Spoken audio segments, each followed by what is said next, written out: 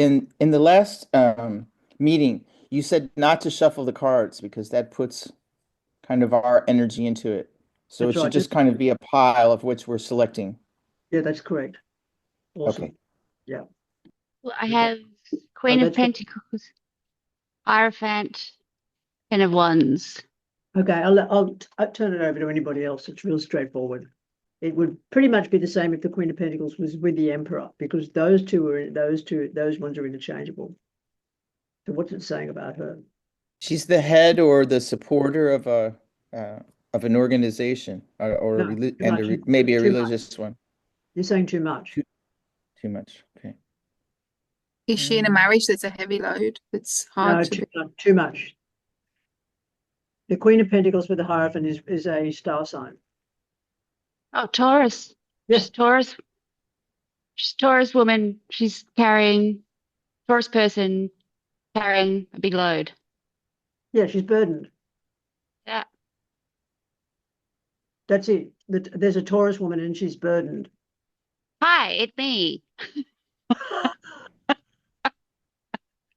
That's all it says. It's literally all it says. Okay, next person. okay. So the six of wands was first up, which means you need to put that over to your right. Sorry.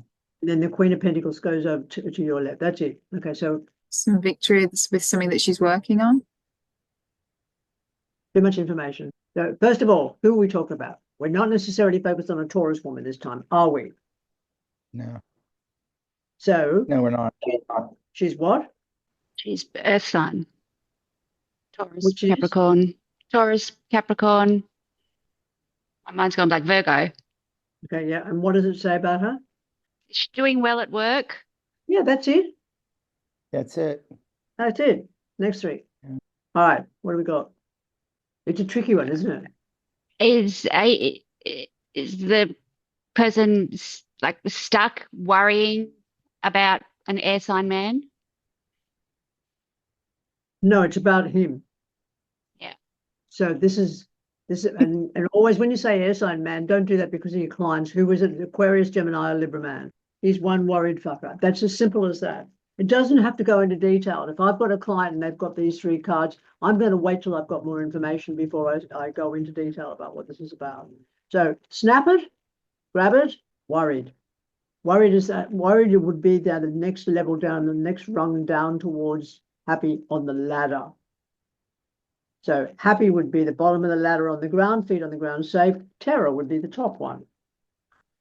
So this guy's about 2 rungs up from the bottom of a 12-rung ladder, and he's just plain sheer worried. Okay, put him down. Next, thank you, darling. Next one. Okay, that's nice. What we got? Don't overthink it. Any more heartache? They're not having a heart attack. No. Heartache is not in this spread because of the Temperance card. The Temperance card gives you your health medicine. Okay. Okay. And it can also simply be with the Three of Swords, something is medically removed, but put it positively. Is it the healing of heartache? The getting over? There's nothing to do with heartache in there. The Three of Swords indicates something is removed, pulled apart, separated. It can be, look, you could make a guess and say someone's having their tonsils removed because the Ace of Wands can represent the voice. Yeah. But where is the drama? There isn't one. So it's a successful surgery. It doesn't even say surgery. It says a successful medical removal of something which is necessary to be removed medically. You know, I mean, I don't even have to say that much. And again, you get more context as we get further in. But in this instance, the Three of Swords is productive. Really important. Because of its relationship with the Temperance card and Yes, also the Ace of Wands. Yeah. Yes, thank you. Absolutely. Yeah. Syntax, where it falls. Hmm. Okay. So if it fell, for example, on the outside of the Ace of Wands, it'd be a mild, very, very meticulous, very studious discussion about a separation. But the separation wouldn't be part of it. It would be a discussion because of that. See, when you put, if you were to put, Michelle, can you put the Ace of Wands in the middle? Okay, now, so what you've got here is, remember we've talked, and this is tarot giving you a really good conversation. We've talked about the Temperance card being a tightrope walker, walking across from one side of an abyss to another. Okay. And what did we say about the temperance card being a tightrope walker that's most important? They have a big stick. The Hebrew letter is samech, which means a proper staff. Come on, remember all this. It's a very balanced connection to the separation. So this would be a kind of a discussion whereby nobody's getting the shits. Two people can agree amicably to separate, but because of where the Three of Swords fell in the first place, it says that it's a successful separation, health separation, which means that if a person comes into surgery and they've got a fucking great big splinter down the middle of the palm of their hand, there it is, out. That's all that says. Cool. Ten of Pentacles, Ace of Wands, Two of Cups. What have we got? A lot of Ace of Wands in here today. The new business partnership. Could be, yes, could be.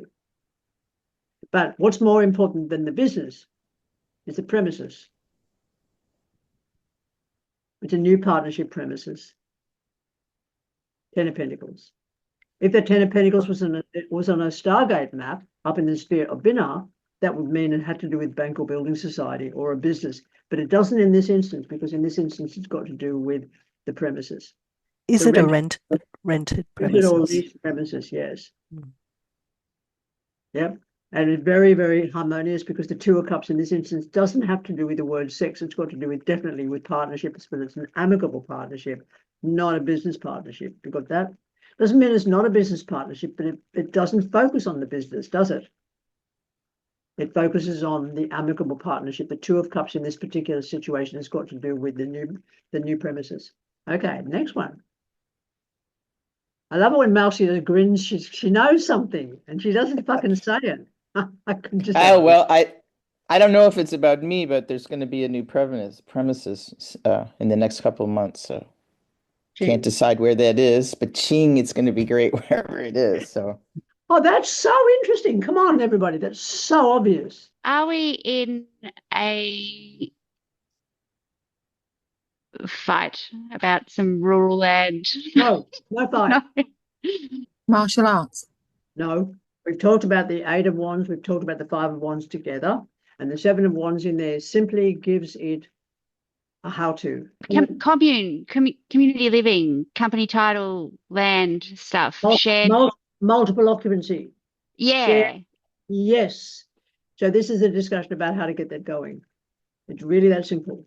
I wouldn't call it a commune because people who are between the ages of 14 and 40 will not know what that is. Multiple occupancy, you may have to describe it. Okay, very quick discussion before we get on to the next three. Anybody here not yet seen Adolescence? Please watch it. You need to know, you do not know the language of the young. So I watched it, and then I got on to grandson and said, I need to know from a 15-year-old's perspective exactly what these emoticons mean. Because 15-year-olds can have an entire conversation with emoticons and they can be very, very fucking dangerous. And if you are 35 or older, you do not know the language of some of your clients who come to you who may be under 20, and you need to learn the languages. Even when I've worked with shows, I've never only worked with people of one generation. And if I want something technologically done, I'm not going to ask anybody here because you're too old. It's really important to understand that the languages of each generation are very different. So the word commune wouldn't mean a thing. I know what it means because I'm of an older generation. We had communes. And you may know what it means, Victoria, because you live in Tasmania, and Tasmania is so fucking 50s, it's not even funny. But a person who comes to you who's between the ages of 20 and 30 won't know what that is. If you talk multiple occupancy and you describe about having several different homes or buildings on a property, and there would be stuff probably in the reading where there's more sets of threes about council permission or about whether it was illegal, all that stuff would matter. If you were from the 1960s, you'd say, oh, you're going to go and spend time in Israel in a kibbutz, because everybody did. But they don't now. So each generation will change. And this is where, again, the syntax of what you're reading, because you're spot on with what you saw. And you went, oh, I know what this is. Boom. And it wasn't a question, and you knew, which is really important for all of you, that you just know it. Next one.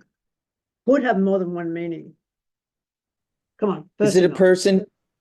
A person who feels trapped in their work and makes a voyage Okay, to one elsewhere really to, Melcy, no, one really important thing. Don't ever say a person who feels.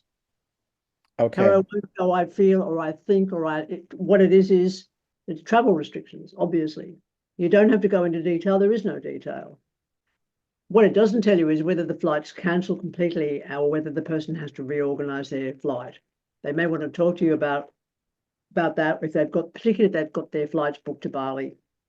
If there was another three where that it could talk about cyclones or hurricanes that are happening around the same time or strikes that are taking place, all those things will come up in your threes. But this is simply saying that there are travel restrictions.